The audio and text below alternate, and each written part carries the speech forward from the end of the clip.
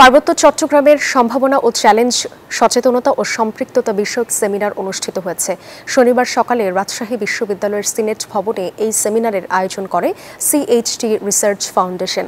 বিশ্ববিদ্যালয়ের রাষ্ট্রবিজ্ঞান বিভাগের অধ্যাপক ডক্টর তারিক ফজলের সভাপতিত্বে প্রধান অতিথি ছিলেন উপাচার্য ডক্টর সালেহ হাসান নকিব।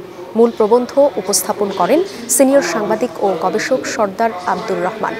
অনুষ্ঠানে বক্তারা 10 দফা সুপারিশ সহ পার্বত্য অঞ্চলের নিরাপত্তা ও উন্নয়ন নিশ্চিত করতে কার্যকর ব্যবস্থা নেওয়ার আহ্বান জানান।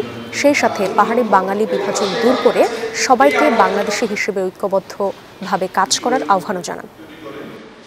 বান্ডেল থাকলে প্রতি সেনমানিতে টাকা বাঁচবে। বিকাশ সেনমানি বান্ডেল কিনে জিতুন প্রতি লেনদেনে। পার্বত্য চট্টগ্রামের যে সমস্যা এবং যে অশান্তি, তার ভিতরে এই সোশ্যাল এবং কালচারাল অ্যাসপেক্টটাই আসলে সবচেয়ে শক্তিশালী।